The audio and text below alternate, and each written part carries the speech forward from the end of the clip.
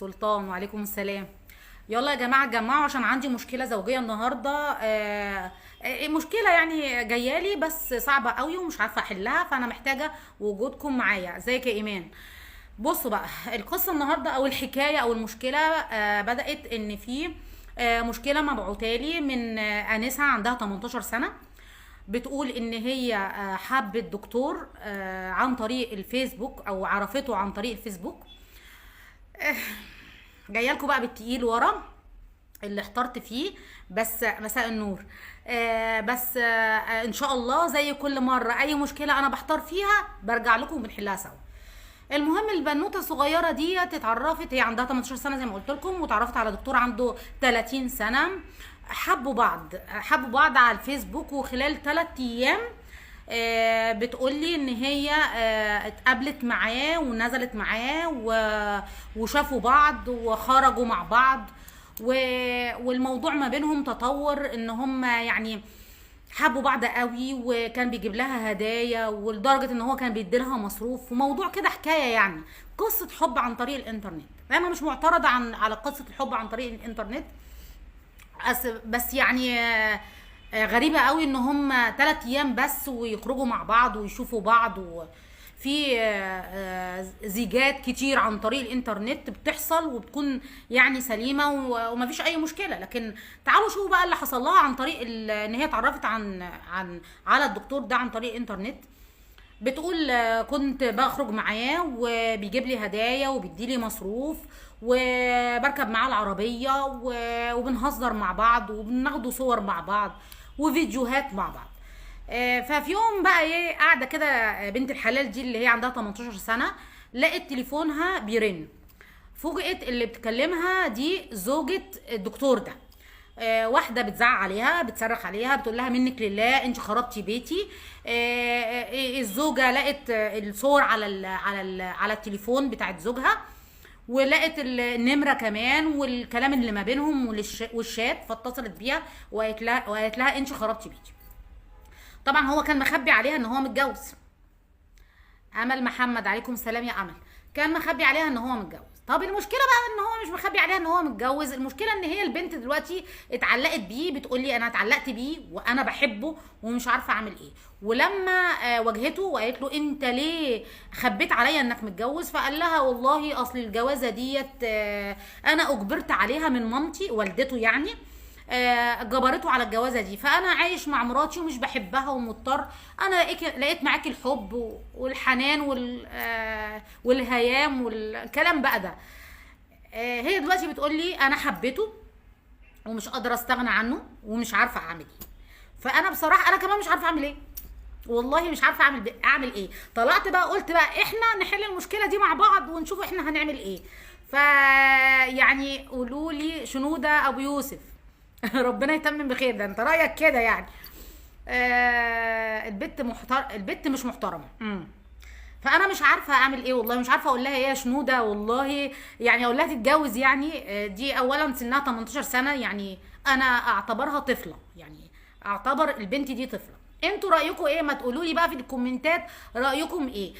طبعا انا رايي ان هي ما كانش ينفع ان هي تخرج معاه او تتعرف عليه بالطريقه دي، وان هو يبقى عادي لدرجه ان هي بتقول لي ان احنا بنخرج مع بعض، بنقضي النهار كله مع بعض. وصلت بيهم ان هو بيديها مصروف، بيشتري لها حاجات، بيهزروا، بيتصوروا، بياخدوا فيديوهات.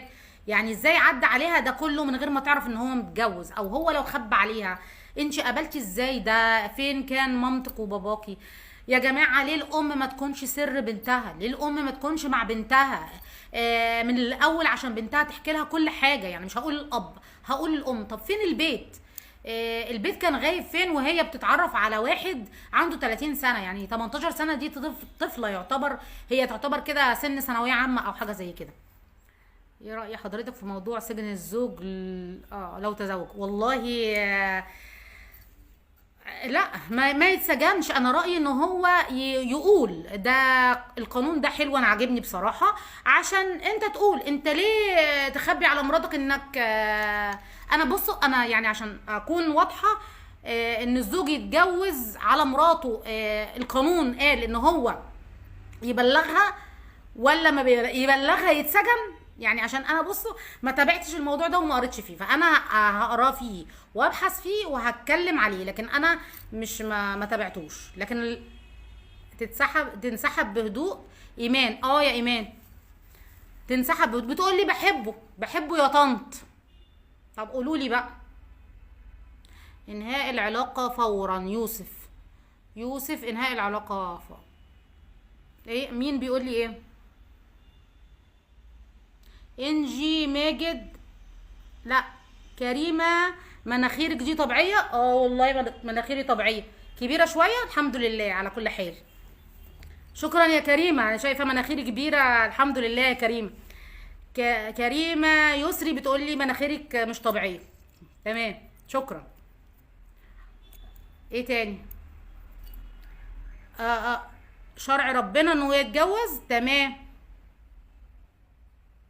ايه المشكلة لو كانت زوجته تانية؟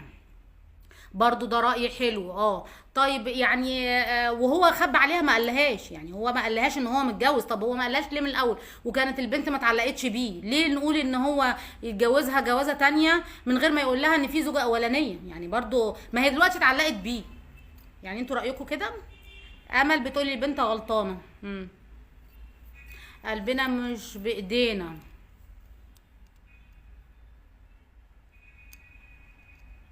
تجربة نتعلم منها، ما نثقش في حد غريب.